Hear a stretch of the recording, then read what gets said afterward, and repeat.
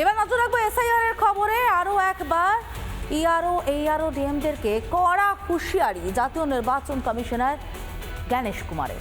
পরিষ্কার জানালেন, একজন ভারতীয়র নাম বাদ গেলেও কড়া পদক্ষেপ নেওয়া হবে।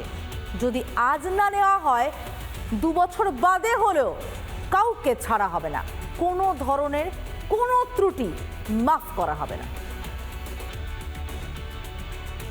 শুনানিতে কাজ চলছে, অর্থাৎ এসআইআরের শুনানি পর্ব সেটা একেবারে শেষ পর্যায়ে, এবং সেইখানে দাঁড়িয়ে এবার জেলা শাসক স্পষ্টত এই সমস্ত বিষয়গুলো দায়িত্ব নেবে বলে মুখ্য নির্বাচন কমিশনের পক্ষ থেকে একেবারে জানিয়ে দেওয়া হয়েছে।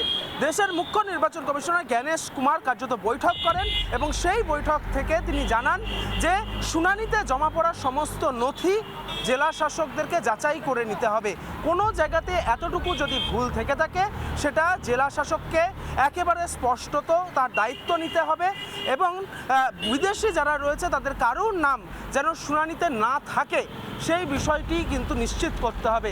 ভারতীয় কারোর নাম যেন বাদ না যায় সেই বিষয়টিকেও নিশ্চিত করতে হবে। যদি কোনো ভুল হয় সেক্ষেত্রে 2 বছর পরেও কমিশন কিন্তু পদক্ষেপ নিতে পারবে বলে মুখ্য নির্বাচন কমিশনার তিনি কিন্তু জানিয়ে দিয়েছেন। এসআইআর শুনানি পর্বে একাধিক নথি জমা পড়েছে এবং সেই সমস্ত নথিগুলো যেগুলো আপলোড করা হয়েছে সেই সমস্ত জায়গাগুলোতে বিভিন্ন জায়গাতে গলদ রয়েছে, বিভিন্ন জায়গাতে ভুল ত্রুটি রয়েছে। দক্ষিণ 24 পরগনা জেলা শাসককে একেবারে সতর্ক করে দেন মুখ্য নির্বাচন কমিশনার, এবং সেখান থেকে কমিশন সূত্রে যেটা জানা যাচ্ছে যে এই যে ভুলগুলি হয়েছে দক্ষিণ 24 পরগনা এবং উত্তর 24 পরগনার জেলা শাসকের বিরুদ্ধে যে অভিযোগগুলি উঠেছে তার যদি কোনো রকম পুনরাবৃত্তি হয় সেক্ষেত্রে আইনানুগ ব্যবস্থাও কিন্তু নিতে হবে। জেলা শাসকের বিরুদ্ধে একাধিক অভিযোগ জমা পড়েছে এবং সেই ক্ষেত্রে দাঁড়িয়ে কমিশন অত্যন্ত ক্ষুব্ধ।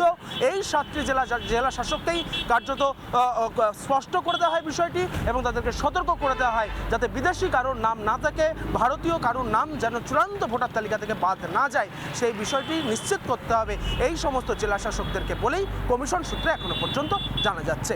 ভিডিও জার্নালিস্ট শুভ্রাংশু ঘোষের সঙ্গে ইন্দ্রাশিস বাগচি, রিপাবলিক বাংলা। নানা ধরনের কন্টেন্ট দেখার জন্য লাইক করুন, শেয়ার করুন আমাদের ফেসবুক পেজ, সাবস্ক্রাইব করুন আমাদের ইউটিউব চ্যানেল।